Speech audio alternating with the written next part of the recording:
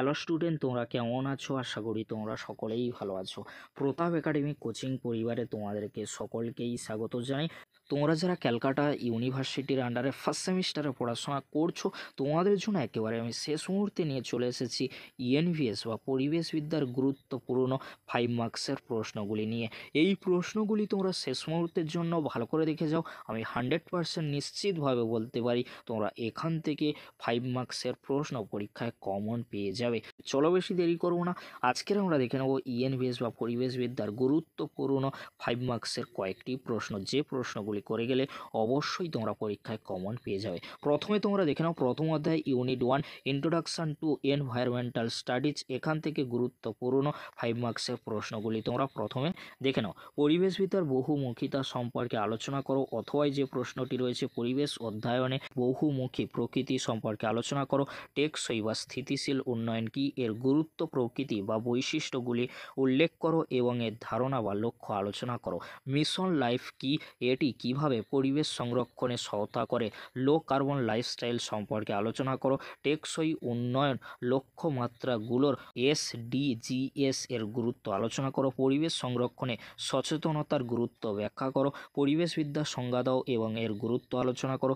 পরিবেশের ব্যাপ্তি বা পরিধি সম্পর্কে আলোচনা করো। এবারে তোমরা দেখে নাও দ্বিতীয় অধ্যায় অর্থাৎ ইউনিট 2 ইকোলজি অ্যান্ড ইকোসিস্টেম কিন্তু রয়েছে। এখান থেকে গুরুত্বপূর্ণ 5 মার্কসের প্রশ্নগুলি তোমরা দেখে নাও, যে প্রশ্নগুলি অত্যন্ত গুরুত্বপূর্ণ রয়েছে। বাস্তু সংস্থান বা ইকোলজি, বাস্তুতন্ত্র বা ইকোসিস্টেম, আর বাস্তুতন্ত্রের পরিষেবা কাকে বলে, বাস্তুতন্ত্রের বা ইকোসিস্টেমের গঠন ও কার্যাবলী আলোচনা করো। খাদ্য শৃঙ্খল ও খাদ্য জাল সম্পর্কে আলোচনা করো। পরিবেশে ইকোলজিক্যাল সাকসেশন কিভাবে ঘটে। পরবর্তী প্রশ্ন জনসংখ্যা ও সম্প্রদায় বাস্তুবিদ্যা এর মৌলিক ধারণা ব্যাখ্যা করো। পরবর্তী প্রশ্ন বাস্তুতান্ত্রিক প্রজাতির পরিবর্তন কি। এই প্রশ্নটির অথবা যে প্রশ্নটি রয়েছে বাস্তুতন্ত্রের উপাদানগুলির মধ্যে পারস্পরিক ক্রিয়া প্রতিক্রিয়া সম্পর্কে আলোচনা করো। বাস্তুতন্ত্রের শক্তির বহমানতা কি, প্রশ্নটি ঘুরিয়ে আসতে পারে। বাস্তুতন্ত্রের শক্তি প্রবাহ কিভাবে কাজ করে। সাপোর্টিং প্রশ্ন রয়েছে, তোমরা দেখে নাও। এবারে তোমরা দেখে নাও তৃতীয় অধ্যায় অর্থাৎ ইউনিট 3 ন্যাচারাল রিসোর্স। এখান থেকে গুরুত্বপূর্ণ 5 মার্কসের প্রশ্নগুলি তোমরা দেখে নাও। অপুনর্ভব ও পুনর্ভব সম্পদ সম্পর্কে আলোচনা করো। নবায়ন ও অনবায়নযোগ্য সম্পদের পার্থক্য ব্যাখ্যা করো।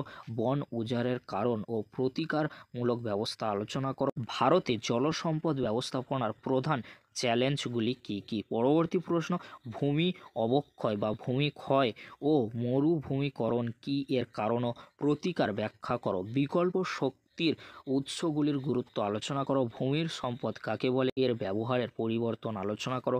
জমির অবনমন সম্পর্কে আলোচনা করো। প্রাকৃতিক সম্পদ অ্যাকাউন্টিং কি, এর তাৎপর্য লেখো। পরবর্তী প্রশ্ন অরণ্য সম্পদের গুরুত্ব, অরণ্য হ্রাসের কারণ ও ফলাফল লেখো। প্রবাহিত ও ভূমি নিম্নস্থ বা ভূমিগর্ভের জলের অতিরিক্ত ব্যবহার আলোচনা করো। খরা ও বন্যার কারণ আলোচনা করো। সবুজ শক্তি কি, এটি কিভাবে কাজ করে, এর প্রকারভেদ আলোচনা করো।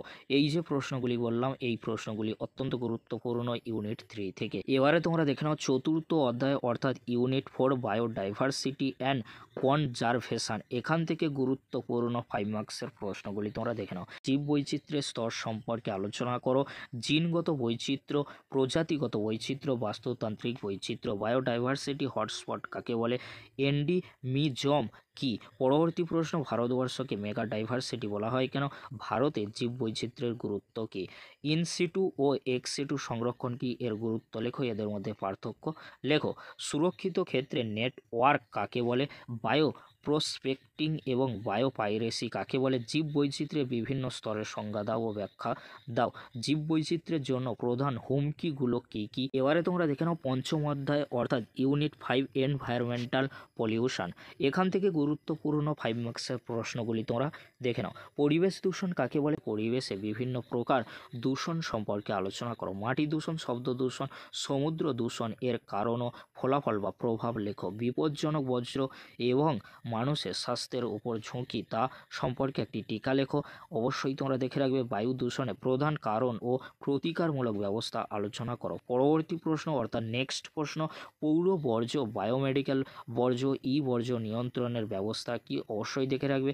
টিকা লেখো জলবায়ু পরিবর্তন, ওজোন গহ্বর বা ওজোন স্তর, পরিবেশের উপর অম্ল বৃষ্টির প্রভাব। পরবর্তী প্রশ্ন, জল দূষণের কারণ ও প্রতিকার সম্পর্কে ব্যাখ্যা করো। পরবর্তী প্রশ্ন, কঠিন বর্জ্য ব্যবস্থাপনা কি, এর গুরুত্ব ব্যাখ্যা করো। ওজোন স্তরের ক্ষয় কি, এর কারণ ও প্রভাব আলোচনা করো। বিশ্ব উষ্ণায়ন বা গ্লোবাল ওয়ার্মিং কি, এর প্রভাব ব্যাখ্যা করো। প্রত্যেকটি প্রশ্নের উত্তর আমাদের চ্যানেলে রয়েছে, অবশ্যই তোমরা 5 মার্কসের প্রশ্ন উত্তরগুলি যারা দেখোনি অবশ্যই তোমরা আমাদের চ্যানেলে প্লে লিস্টে গিয়ে দেখে নিতে পারবে, কিংবা এই ভিডিও ডেসক্রিপশন বক্সে আমি দিয়ে দেবো, খুব সহজেই তোমরা শেষ মুহূর্তের জন্য দেখে নিতে পারবে। এটাই তোমাদের জন্য ফাইনাল বা চূড়ান্ত পরীক্ষার জন্য সাজেশন, এটাই তোমরা ভালো করে প্র্যাকটিস করে যাও। আশা রাখছি এখান থেকে তোমরা 100% পরীক্ষায় প্রশ্ন কমন পেয়ে যাবে। আশা রাখছি। ভিডিওটি দেখার জন্য তোমাদেরকে অসংখ্য ধন্যবাদ। সবাইকে অল দ্য বেস্ট।